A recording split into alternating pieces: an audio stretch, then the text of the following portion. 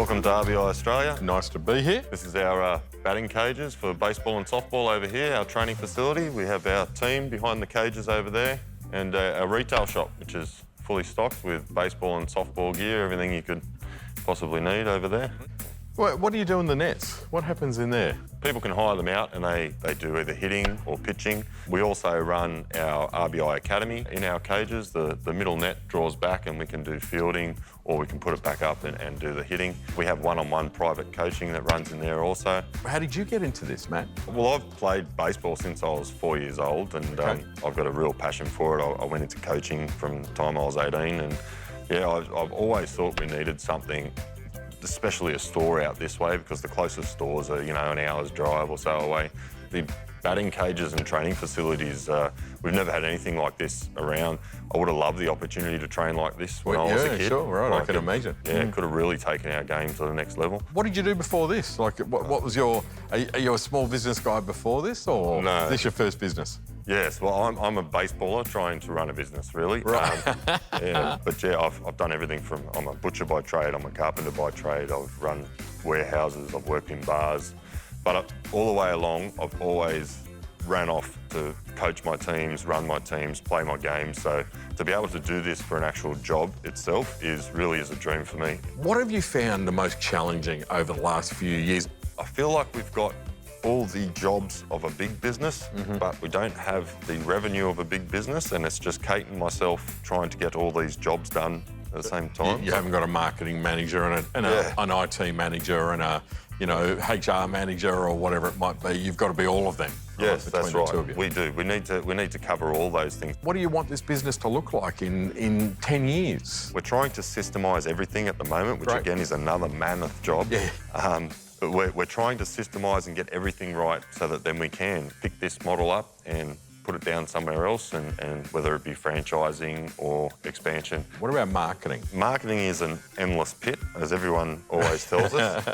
I'm a marketing man, I understand. Yeah, good. We have done very little marketing. The only marketing we've done really is me doing the Facebook page and the Instagram. Yeah. So I try and update that daily. You can tell the difference when I don't post and when I do post stuff. You really can tell the difference in the results in the till. I think it's a really important point because we often think that marketing is tied into budget. If you haven't got any money from marketing, you've got to do no-cost marketing.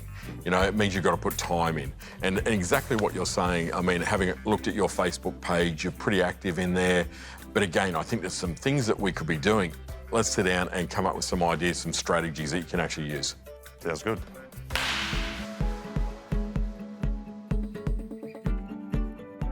You've very kindly told me all about your fabulous business. You know, where you've started, the challenges of starting something, you know, with a global pandemic in the middle of it.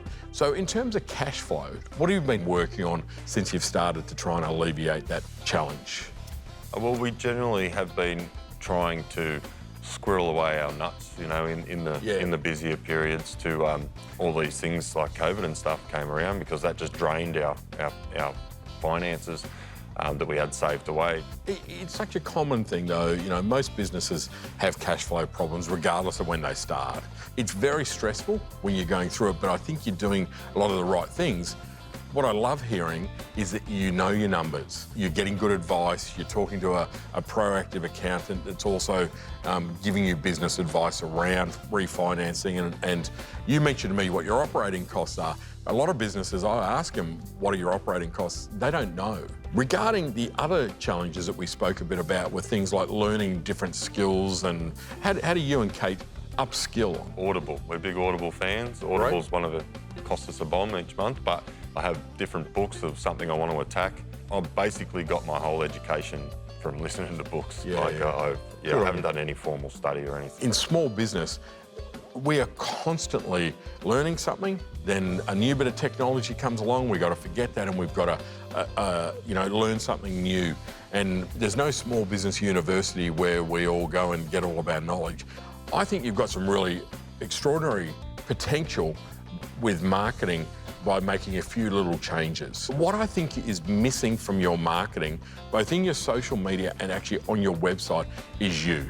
You know, you and Kate. people actually want to know the person behind the business. And sometimes I think that we think we're too little in business if we're telling our story. Definitely not. They want to know your story and they want to get to know you.